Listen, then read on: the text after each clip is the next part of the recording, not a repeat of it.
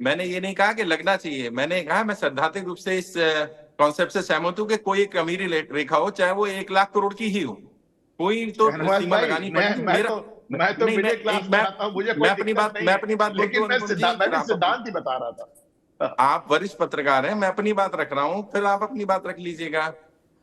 मैंने ये कहा कि मैं सैद्धांतिक रूप से, व्यक्तिगत रूप से सहमत हूं इस बात से। जरूरी नहीं कि मेरी बात से आप भी सहमत हो या बाकी लोग सहमत हो, लेकिन सैम पित्रोदा की बात से मैं बिल्कुल भी सहमत नहीं हूं। और जैसा आपने कहा, मैंने भी समाजवाद भी पढ़ा है, पूंजीवाद भी पढ़ा है। एक बार जब हम पूंजीवाद की तरफ जाते हैं तो वापस आ पाना असंभव है। और समाजवाद में अगर मान लीजिए एक क्लास में 10 बच्चे हैं और 40 बच्चे जो वीक हैं, 10 स्ट्रॉन्ग, 10 के मार्क्स 40 में बांट दिए जाए, तो हम सबको वीक कर देंगे। बजाय कि हमें उन 40 पर मेहनत करनी चाहिए, उनको स्ट्रांग बनाने का काम करना चाहिए, ना कि उन 10 से छीन करके उनको बांटा जाना चाहिए। क्योंकि यदि हम समाजवाद को लाना चाहते हैं तो उसका पीक कब आएगा? जब हम पूंजीवाद के पीक पर पहुंच जाए, जैसे आज अमेरिका है। अमेरिका आज आदर्श है, वो समाजवाद लाना चाहे तो ला सकता है, लेकिन भारत तो भी पहले हमें पूंजीवाद पर ही जाना पड़ेगा, तभी हम समाजवाद तक पहुंच पाएंगे। तभी हम लोगों के लिए बराबरी का हक की बात कर पाएंगे। जो नीचे है उन्हें उठाना चाहिए। रही बात जिस तरह से सेल्फ गोल किया, जो मैंने पहले भी कहा, मुझे तो कई बार ऐसा लगता है कि बीजेपी के एक रणनीति होती है राजनीति में, मैं अक्सर अपने स्टूडेंट को सिखाता हूं, बाहर से आक्रमण और भीतर से आघात। तो मुझे लगता है बाहर से आक्रमण करने के लिए बीजेपी के बड़े बड़े नेता हैं ही जो बीजेपी में है, भीतर से आघात करने के लिए भारतीय जनता पार्टी ने सैम पित्रोदा जैसे लोग तैयार कर रखे हैं, जो राइट टाइमिंग पे, बिल्कुल सही टाइमिंग पर सेल्फ गोल करने के लिए ऐसी लूज बॉल दे देते हैं। और मणिशंकर अय्यर हो या सैम पित्रोदा हो, मैं समझता हूं ये नुकसान ही कर रहे हैं। और जैसा अभी अनुपम जी ने कहा, मुझे लगता है बिल्कुल 6 महीने के लिए नहीं, इनको पार्टी से अलग कर देना चाहिए, ताकि फिर ये इंडिपेंडेंट होकर के अपनी राय दे सकें। ये लोग एक्सपर्ट हो सकते हैं, लेकिन ये राजनीति के एक्सपर्ट या विशेषज्ञ तो मैं नहीं मान सकता। टाइमिंग के हिसाब से राजनीति में सब क्या परसेप्शन ही तो है। राजनीति में perception is more important than reality. आप भी जानते हैं, मैं भी जानता हूं, वास्तविकता पे तो कोई जाएगा नहीं। जो अभी वरिष्ठ पत्रकार ने सारी जानकारी दी, अनुपम जी ने कहा कि 1% आबादी पर भी टैक्स नहीं लगता, और जो रूल्स है, मैंने भी जब ये सुना तो मुझे भी लगा कि ये सही बात है। जब 1% आबादी पर भी नहीं लग रहा और आप अपने बच्चों के अलावा किसी को देते हैं तब लगता है, तो ये तो मूर्खता वाली बात है। सैम पित्रोदा ने ये बात जो कही, और मैं समझता हूँ ये गलत है और इससे नुकसान होगा। लेकिन नीचे तक बीजेपी कितना पहुंचा पाती है उस पर भी डिपेंड करता है। वैसे उनके व्हाट्सएप आने शुरू हो गए हैं, और व्हाट्सएप में यही मैसेज है, जैसा आपने सेम लाइन बोली कि अभी आपकी संपत्ति भी लेकर के और मुसलमानों को देने जा रहे हैं, इस तरह की बातें चल रही हैं। नहीं, अमित शाह ने तो खुल करके कहा, सबसे पहले घोषणा पत्र में कांग्रेस का सर्वे, मनमोहन सिंह का पुराना बयान जो कांग्रेस की लेगेसी है कि हम देश के संसाधनों पर पहला अधिकार अल्पसंख्यकों का मानते हैं, पर्टिकुलरली मुस्लिम्स का। अब इनके घोषणा पत्र बनाने में जिनकी अहम भूमिका है उनका, यानी कि सैम पित्रोदा का बयान की संपत्ति के बंटवारे पर विचार होना चाहिए। सवाल ये बिल्कुल, उठता है। एक लाइन ऐड कर लेता हूं। अभी जो मैंने मैसेज बताया वो व्हाट्सएप पर इसी तरह के मैसेज जा रहे हैं, वो क्रोनोलॉजी में जा रहे हैं। जो मैंने पहले भी कहा कि क्रोनोलॉजी समझिए, पहले ये लिखा गया, फिर ये कहा गया, मनमोहन सिंह जी ने ये कहा, जबकि इनके तीनों की टाइमिंग अलग अलग है। मैनिफेस्टो की टाइम अलग है, मनमोहन सिंह की अलग है, इनकी अलग है, लेकिन इसको कनेक्ट ऐसे किया गया कि वो कोई भी पढ़ेगा, लेमैन भी पढ़ेगा तो उसको लगेगा कि हाँ, मैं वही कह रहा हूं कि पहले मनमोहन सिंह ने यह कहा, फिर इनके घोषणा पत्र में सर्वे की बात की गई कि सबके संपत्ति का सर्वे होगा, फिर अचानक सैम पित्रोदा कूद जाते हैं और कहते हैं कि इनहेरिटेंस टैक्स लगा दीजिए। अब सवाल उठता है कि पहले आप अडानी अंबानी कर रहे थे तो लोगों को लग भी रहा था कि आप बड़े लोग पे अटैक कर रहे हैं जो पूंजीपति हैं। कई लोगों को बात समझ में भी आ रही थी कि देश की संपत्ति का इतना हिस्सा कुछ परसेंट लोगों के पास है। लेकिन अब आप इस तरह की बात करेंगे तो इससे सीधा मिडिल क्लास प्रभावित होता है, और जब मिडिल क्लास चोटिल होता हुआ दिखेगा तो आप कहां नजर आएंगे? खासतौर पर तब जब पहले भी आप कह चुके हैं कि 20% आबादी को हम 72,000 देंगे, और किससे देंगे, किससे पैसा आएगा? तो मिडिल क्लास पे टैक्स थोपेंगे। यही सैम पित्रोदा कहने वाले हैं। डॉक्टर अभी तो 1 लाख रुपए बोल रहे हैं महिलाओं को देंगे, आधी आबादी को 1 लाख रुपए देंगे, आएगा कहां से पैसा? डॉक्टर गिरीश शर्मा, सवाल यह उठता है कि कांग्रेस क्या, या कांग्रेस के नेता क्या इस बात को समझ नहीं पाते कि भारतीय राजनीति की जमीनी हकीकत क्या है? और शायद यही वजह है कि चुनाव जीतने से वो कोसों दूर होते जा रहे हैं।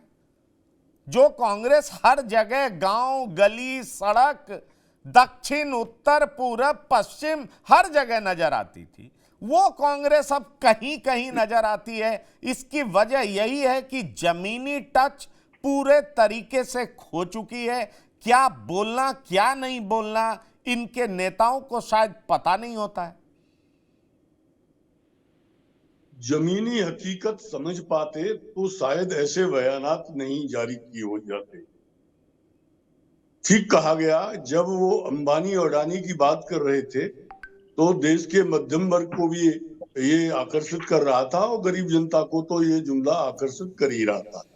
लेकिन अडानी जी की शरद पवार जी से जब मुलाकात हुई और उसके बाद मैसेज कन्वे हुआ तो राहुल जी ने अंबानी अडानी जी की बात करना बंद कर दी। भारतीय राष्ट्रीय कांग्रेस एक बड़े कंफ्यूजन का शिकार है। 1991 में जो नई आर्थिक नीतियां लाई गई वो कांग्रेस द्वारा ही लाई गई। तब भारतीय जनता पार्टी के लाल कृष्ण आडवाणी जी ने वाशिंगटन में बैठ करके बयान दिया था, दरअसल ये नीतियां तो हमारी हैं, कांग्रेस ने तो हड़प कर ली है। कांग्रेस आज तक उन्हीं नीतियों से गवर्न हो रही है। अब क्योंकि चुनाव है तो कुछ लुभावनी बात कहना चाहती है, तो लुभावनी बात वो समाजवाद की बात नहीं कह सकती।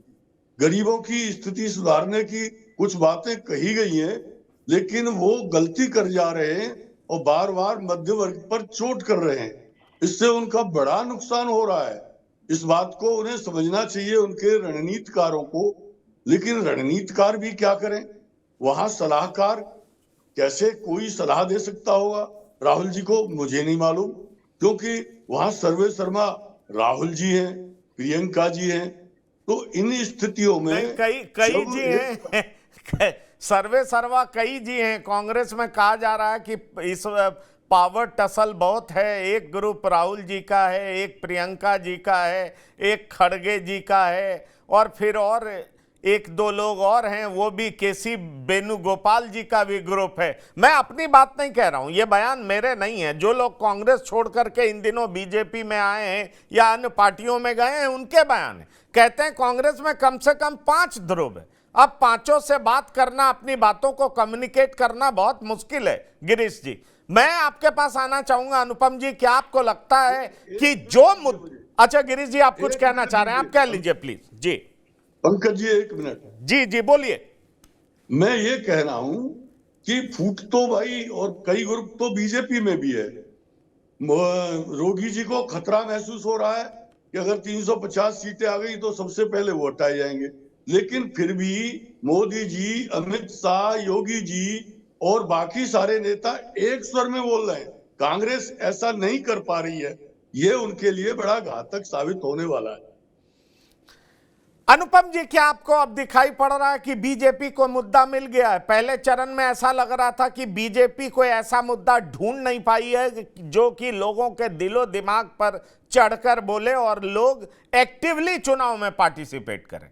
वोटिंग परसेंटेज कम होने के बाद इस बात की चर्चा और जोरों से होने लगी है। लेकिन अब बीजेपी के तमाम बड़े नेता, पीएम मोदी से लेकर के अमित शाह से लेकर जेपी नड्डा से लेकर के अमित मालवीय तक, इस मुद्दे पर जिस तरीके से मुखर होकर के बोल रहे हैं, इसका मतलब क्या समझा जाए कि बीजेपी ने मिडिल क्लास के दिलो दिमाग को छूने के लिए, उनको अपनी तरफ खींचने के लिए, आकर्षित करने के लिए मुद्दा ढूंढ लिया है। क्या ये आप देख पा रहे हैं? पहले तो पंकज जी, आप मुझे नहीं देख पा रहे, मेरा कैमरा ऑन करा दीजिए। और दूसरे, मैं आज अभी डॉक्टर गिरीश शर्मा साहब जो बात कह रहे थे कि राहुल जी के सलाहकार, तो अक्सर मुझसे लोग पूछते हैं कि साहब इतने बड़े नेता हैं, क्या इनके पास सलाहकार टीम नहीं होगी? बिल्कुल है, लेकिन मेरा जवाब ये होता है कि उस सलाहकार चुनता कौन? खुद राहुल गांधी। तो भाई, जैसा नेता होता है वैसा सलाहकार होता है। इस बात को मानने में हमको कोई गुरेज नहीं होना चाहिए कि Rahul Gandhi is not made for politics. वो राजनीति के लिए नहीं बने हैं। आज फिर वो ऐश्वर्या राय कर रहे थे।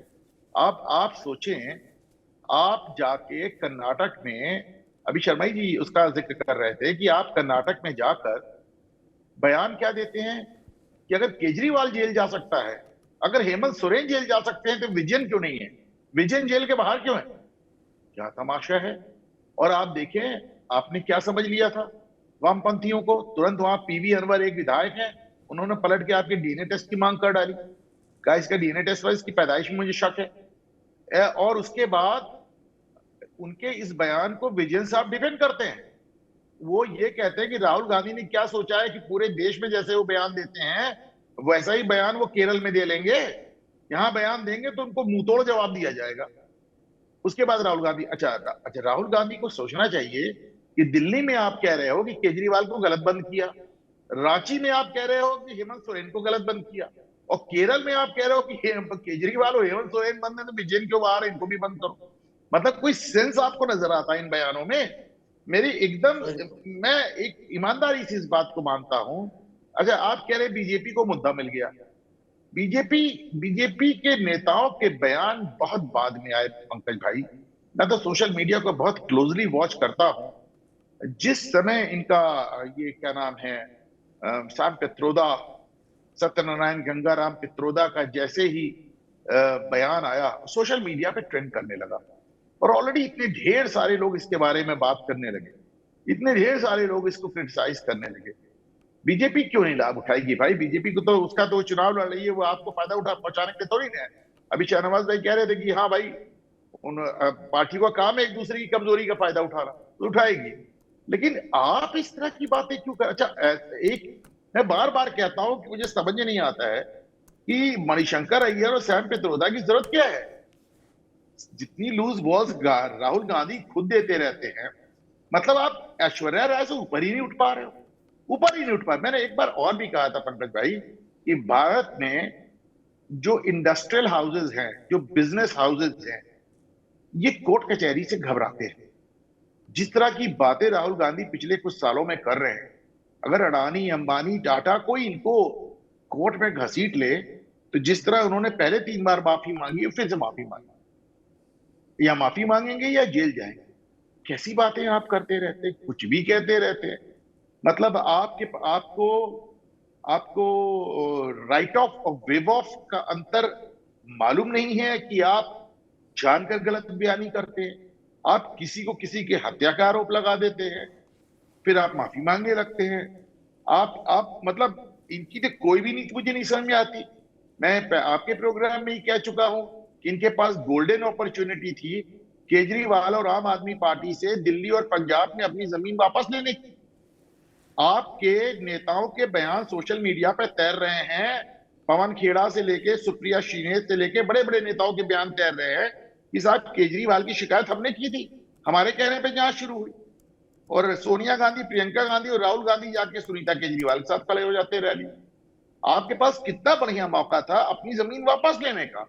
भाई केजरीवाल के पास कौन सा वोट है? वही वोट है ना जो एंटी बीजेपी वोट है, वो जो आपके पैरों के तले से खींच लिया गया है। आपके पास मौका था, आप समाजवादी पार्टी से अपनी जमीन वापस ले सकते थे उत्तर प्रदेश में। आपके पास मौका था, आप केजरीवाल से अपनी जमीन वापस ले सकते थे दिल्ली में, पंजाब में। नहीं, आप जाके उन्हीं के साथ खड़े हो गए। और फिर इतना ही नहीं, आप जाके वामपंथियों से सीधे भड़ गए। और उसके बाद जब आपको वहां से करारा जवाब आ गया तो आप कहते हैं भाई मेरे को तो समझ में नहीं आता, मैं तो दिन रात मोदी पे प्रहार करता हूं, वामपंथी पार्टियां मुझ पे प्रहार कर रही। क्यों कर रही? अरे भाई क्यों नहीं करेंगे? आप उनकी चीफ मिनिस्टर को जेल भेजने की बात कर रहे हैं। तो मेरा सिर्फ ये कहना है कि सैम पित्रोदा और ये मणिशंकर अय्यर, ये सब तो इसको आप समझिए। देखिए, कांग्रेस में राहुल गांधी अगर कुछ कहते हैं या सोनिया गांधी कुछ कहती हैं तो बॉल वहीं से रोल करना स्टार्ट कर देती है, वहीं से रोल करना स्टार्ट कर देती है। वहां पे किसी को इस बात से परवाह नहीं है कि पार्टी जीतेगी या हारेगी। सबको सिर्फ इस बात से परवाह है कि साहब हम गांधी परिवार की नजरों में चढ़े रहे और हम राज्यसभा चले जाएं। पिछली बार राज्यसभा का जब नॉमिनेशन हुआ तो पवन खेड़ा ने ट्वीट किया, शायद मेरी तपस्या में कमी रह गई। तो वहां जो सारी तपस्या हो रही है सिर्फ राज्यसभा सीट के लिए हो रही है। वो भी कांग्रेस के पास इतनी ताकत नहीं बची कि बहुत ढेर सारे लोगों को बहुत रेवड़ी मार सके। सोनिया गांधी ने जिस दिन उनको मौत का सौदागर वगैरह कहा, उसके बाद कांग्रेस में होड़ लग गई कि साहब कौन कितना ज्यादा कह सके। तो कोई नीच कह रहा है, कोई चाय वाला कह रहा है, कोई कुछ कह रहा है, कोई कुछ कह रहा है। एक और नरेंद्र मोदी इस फन के मास्टर निकले कि हर वो पत्थर जो आपने उनकी तरफ उछाला उन्होंने कहीं ना कहीं उसी पत्थर पे रख के खड़े हो गए और अपना कद और ऊंचा कर लिया। नहीं चलेगा। एक बार अभी उमर अब्दुल्ला कह रहे थे इस बात को प्रेस कॉन्फ्रेंस में मुश्किल से 1 महीने पहले, क्या 10 साल में क्या हमको ये बात अब तक क्यों नहीं समझ में आई कि नरेंद्र मोदी पे व्यक्तिगत प्रहार करने से हमें कुछ नहीं मिलेगा? पर नहीं, फिर भी करेंगे। नरेंद्र मोदी पे नहीं, वो विजयन पे जाके भी कराए जाके प्रहार। तो देखिए, मेरी बात सुने पंकज भाई, चुनाव अभी जैसे शहनवाज जी कह रहे थे कि मैं हमेशा इस बात को कहता हूं राजनीति के बारे में 2 बात, कि एक तो राजनीति विचारधारा की नहीं वर्चस्व की लड़ाई है, और चुनाव हकीकत में नहीं परसेप्शन पे जीता जाता है या हारा जाता है। चुनाव भावनाओं पे जीता जाता है या हारा जाता है।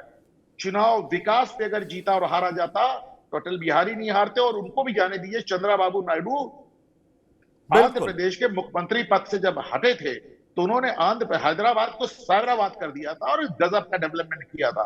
मैं उस दौरान गया था कि कितना बड़ा उनकी ऑफिस में बोर्ड बना रहता था, जहां पे पावर डाउन होती थी उनके ऑफिस में बिजली जलने लगती थी, साहब यहाँ पावर डाउन है, और नायडू साहब उसको पर्सनली मॉनिटर करते थे कि कहाँ बिजली डाउन हो रही। तो बड़ा उन्होंने काम किया और नायडू हार गए। तो साहब, चुनाव भावनात्मक मुद्दों पे लड़े और हारे और जीते जाते हैं। भावनात्मक मुद्दे आप कनेक्ट नहीं कर पाते। आपके अंदर आज भी वही अंदाज है जो राहुल गांधी ने खेतों के किनारे रुक के पूछा था कि गन्ने क्यों बो रहे हैं, हम चीनी क्यों नहीं बो रहे हैं। तो चूंकि आप जमीन से कटे हैं और इतने सालों में आप आज 20-25 साल से राजनीति में हैं, आप अभी भी जमीन से जुड़ नहीं पाए। जुड़ क्यों नहीं पाए? ये अभी देखिए, आरटीआई बता रही है कि राहुल गांधी ने 1 साल में विदेश के 65 दौरे किए। 65 दौरे का मतलब हुआ 1 महीने में 5 से ज्यादा दौरे। उस दौरान इनकी संसद अटेंडेंस थी केवल 15%। तो संसद में आप 15% और महीने में 5 बार और या उससे ज्यादा बार आप विदेश जा रहे हैं। कर क्या रहे हैं आप? 5 बार ज्यादा विदेश जाके आप कर क्या रहे हैं? तो आप जितना समय विदेशों में बिता रहे हैं, जितना समय आप ये पदयात्रा में बिता रहे हैं, अगर आप थोड़ा समय, अपना थोड़ा दिमाग और थोड़ा टाइम आप अगर देखिए, इसके पीछे भी मैं रीजन देखता हूं पंकज जी। जिस दिन इंदिरा गांधी की हत्या हुई थी, वो दिन राहुल गांधी और प्रियंका गांधी का स्कूल में आखिरी दिन था। उस दिन से इनको स्कूल से विड्रॉ किया और लगातार इनको प्राइवेटली कोच किया गया, फर्जी नामों से विदेश में पढ़ाया गया। तो ये पूरे सोसाइटी से कट के रहे। लेकिन अब जब आपके पास मौका है, 20-25 साल से आप राजनीति में हैं, बहुत समय होता है। ये इतने में भी कैसी दुनिया में कोई ऐसा मुल्क नहीं है पंकज भाई, जहां कोई आदमी इतने लंबे समय तक चुनाव हार के, इतने ढेर सारे चुनाव हार कर भी टिका रह जाए। ये सिर्फ इसलिए टिका है कि आज की तारीख में कांग्रेस में कोई और ऐसी ताकत नहीं है जो पार्टी को जोड़ के रख सके। गांधी परिवार अच्छा बुरा सही गलत कुछ भी है, पार्टी को जोड़कर रखा हुआ है। लेकिन मैं दावे से कह सकता हूं पंकज भाई कि 2024 में जो अभी देखिए, ममता बनर्जी ने एक चैलेंज किया, उन्होंने कहा 40 सीट जीत के दिखा दीजिए तो जानेंगे आप।